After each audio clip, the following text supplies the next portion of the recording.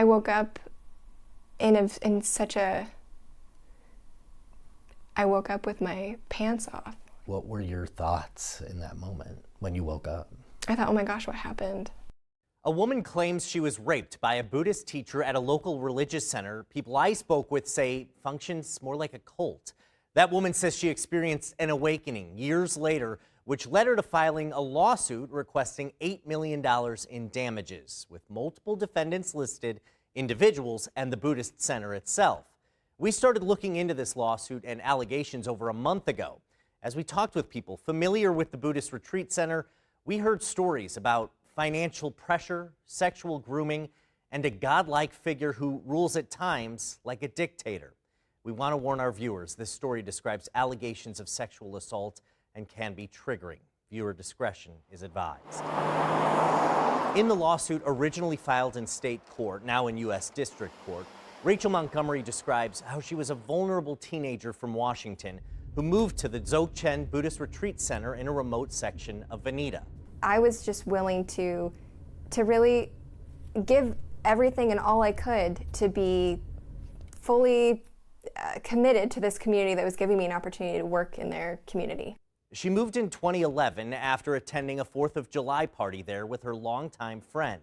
She was soon hired as a nanny and later property manager, but what began as a journey to find peace and enlightenment led to a nightmare 2 years later.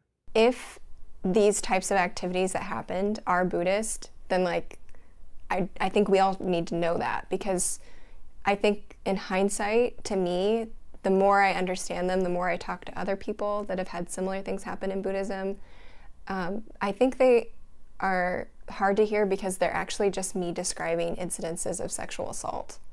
If you have no context for Buddhism and you aren't in the religion, there is no other way I don't think you can frame what happened. What happened, according to the lawsuit, is the leader of the center, a Tibetan Buddhist named Khenpo Choga Rinpoche, groomed Rachel to be the bearer of his child. She says that was explained to her by him as a blessing, that it was an opportunity, and that it was my future to have a child with him. A child that could become a future Buddhist leader. Rachel's lawsuit claims on December 12, 2013, Khenpo Choga forced her to drink an entire bottle of wine, which caused her to black out, and then she claims Choga raped her. She says she became pregnant from the alleged rape, but chose to have an abortion, which led to members of the center cutting off contact with her. Months later, Rachel sent a letter to the foundation's board explaining the incident. In a responding letter we obtained, the board said, quote, "It does not have official powers of oversight in regards to Rinpoche's personal life. It would not investigate the claims any further."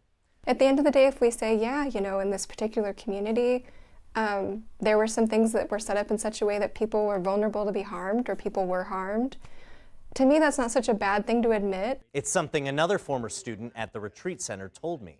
I had been studying with Khenpo Choga since, I'm going to say, about 2005. Edgar Hartley attended multiple retreats at the Dzogchen Retreat Center in Veneta. He says he was a devoted student to Khenpo Choga until he realized the dark side of the Buddhist teacher. He was such a diva. He became, oh my God, I can't even tell you. He would lash out at people. Edgar says that after Khenpo established the Veneta retreat location in 2008, he started to change, taking more control and demanding more devotion from his students. That kind of fawning, sycophantic kind of behavior is not correct practice of Guru Yoga. Guru Yoga is part of Vajrayana Buddhism, which Khenpo Choga's Dzogchen lineage adheres to. It views the teacher, or guru, as a spiritual being and someone to learn from and be enlightened by. But according to multiple people I spoke with who either studied or worked under Khenpo Choga, he functioned like a godlike figure. This is our DRC Retreat Center. Every decision is a spiritual decision. Through the lens of their religion, every decision has an impact on your spiritual outcomes in your life, from the way you go about brushing your teeth to the way you greet someone in the morning. So everything was within his domain of having advice or guidance or comments on. People at the center prostrate or bow to Choga. There is a board of directors, as it is a nonprofit religious center, but the people I spoke with made clear. Everything that went to the board, he approved. If he didn't approve it, it didn't happen.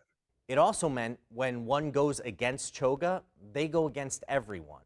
The Sangha is Kempo. Without Kempo, there is no Sangha. Sangha means community. But let's go back to Rachel's story. She says after her letter to the board describing the events of December 12, 2013, the people she considered her closest confidants, including a childhood friend who brought Rachel to Veneta in 2011, the family she lived with and the kids she cared for, all of them stopped talking to her. Suddenly, I couldn't even be in their home because I told them what had happened to me in my life. This hurt Rachel the most. Unfortunately, not getting to say goodbye to the kids and to her has been most of the nightmares I've had in the years since. Like me trying to reach for the kids. After that, Rachel left Eugene and joined the Peace Corps. Time away gave her time to think and process what happened to her. It took me years to unravel the way I came to think about the world when I was working and living there. Years. She filed a criminal report in 2021, but the Lane County District Attorney didn't file charges. The DA says that was due to a lack of evidence. If there's no consequences for doing what happened to me, then it's good to know that.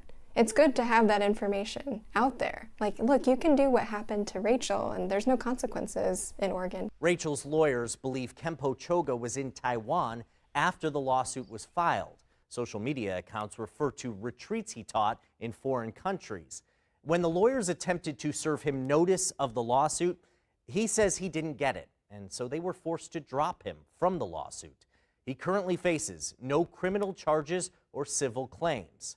But Rachel is still pursuing damages against the other defendants, including the center itself and several board members, all of whom have denied the claims. The center in Veneta is still holding retreats. Do you feel like the center functions in some ways like a cult? The answer is yes. Unfortunately, I have no doubt that it's a cult. Yeah. Legal filings by the defendants deny that claim. I also spoke with a woman who worked at the center. She did not want to use her name or go on camera, but I asked her the same question, whether she considers the center a cult. Her response was absolutely. We reached out to 3 different law firms representing the defendants. 2 did not return repeated requests for interviews, while the firm representing the Dzogchen Foundation, as well as the family for whom Rachel nannied, said the lawyers don't comment to television stations. Our reporting on this is not done. We will continue to look into the Dharma Center, and we'll keep track of the status of the lawsuit.